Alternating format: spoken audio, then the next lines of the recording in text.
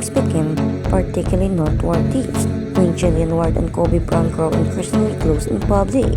Sa mundo ng entertainment may mga pagkakataon na ang isang simpleng larawan, maikling video clip o ilang minutong interaksyon sa isang pampublikong event ay sapat na upang makabuo ng napakaraming usapan online. Sa panahon ng social media, halos bawat kilos ng mga artista ay sinusubaybayan, sinusuri at binibigyan ng iba't ibang interpretasyon ng mga netizen. Kaya naman hindi na nakapagtataka nang mapansin ng publiko ang pagiging magaan at komportable ni Jillian Ward at Kobe Bryant sa ilang pampublikong pagkakataon. Mabilis itong naging paksa ng diskusyon sa iba't ibang social media platform. Sa loob lamang ng maikling panahon, nagsimulang lumitaw ang iba't ibang pananaw mula sa mga tagahanga. Ang ilan ay natuwa sa kanilang nakikitang magandang samahan at nagsabing natural lamang ito para sa dalawang batang personalidad na magkasama sa industriya. Ang iba naman ay naging mausisa at nagtaka kung ano nga ba ang dahilan kung bakit tila madalas silang napag-uusapan sa parehong konteksto. Habang lumalawak ang usapan, mas dumarami rin ang mga opinyon mula sa iba't ibang panig ng online community. Isa sa mga dahilan kung bakit mabilis na nakakuha ng atensyon ng usaping ito ay ang kasikatan ng dalawang personalidad. Si Jillian Ward ay matagal na kilala sa industriya bilang isa sa mga pinakamatagumpay na batang artista ng kanyang henerasyon. Mula sa kanyang mga unang proyekto hanggang sa kanyang mga mas mature na papel sa telebisyon, nasubaybayan ng publiko ang kanyang paglaki bilang artista at bilang individual.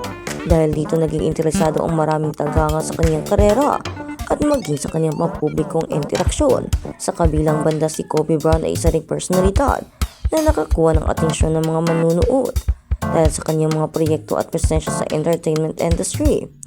Habang lumalawak ang kanyang exposure sa publiko, dumarami rin ang mga taong sumusubaybay sa kanyang mga ginagawa at sa kanyang mga pakikipag-ugnayan sa iba pang personalidad sa showbiz. Kapag pinagsama ang dalawang personalidad na may malakas na following, hindi maiiwasan na magkaroon ng masusing pagtingin ang publiko sa bawat pagkakataong makikitang magkasama sila.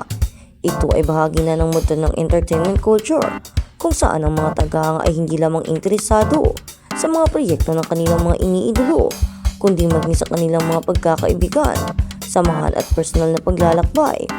Maraming eksperto sa media ang nagsasabing ang ganitong uri ng interes ay hindi bago. Sa loob ng maraming dekada, bahagi na ng showbiz ang pagkakaroon ng interes ng publiko sa mga personalidad na kanilang hinahangaan. Ang kaibahan lamang ngayon ay mas mabilis at mas malawak ang pagkalat ng impormasyon dahil sa social media.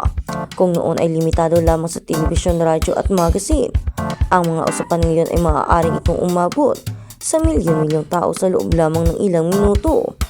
Kapansin-pansin din sa panahon na yun, mas maraming taong nakikilahok sa mga diskusyon. Hindi na lamang entertainment reporters o commenters ang nagbibigay ng opinyon. Maging ang mga ordinaryong netizens ay may kakayang magbahagi ng kanilang pananaw at maka-impluwensya sa diskusyon ng isang online discussion. Sa kaso ni Jillian at Kobe, makikita kung paano gumagana ang ganitong sistema.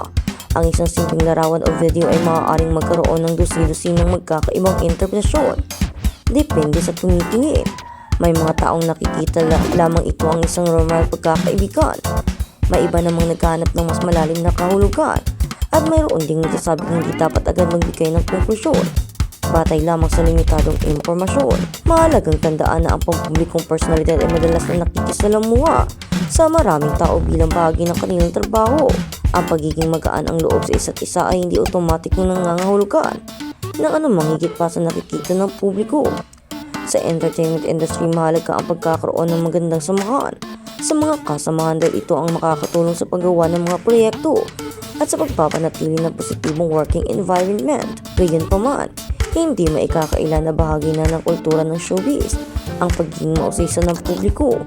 Maraming tagangang emosyonal na konektado sa kanilang mga iniidolo kapag nakikita nilang masaya at komportable ang isang personalidad sa piling ng ibang tao. Natural lamang na magkakaroon sila ng interes at magtanong tungkol dito. Isa rin sa mga dahilan kung bakit patuloy na pinag-uusapan ang mga ganitong paksa ay ang konsepto ng fandom. Sa kasalukuyang panahon, napakalaki ng impluwensya ng mga online fan communities Ang mga grupong ito ay aktibong sumusubayba sa mga balita, larawan at updates tungkol sa kanilang mga iniidolo. Dahil dito mabilis nilang napapansin kahit ang pinakamaliit na detalye at agad itong naging paksa ng diskusyon.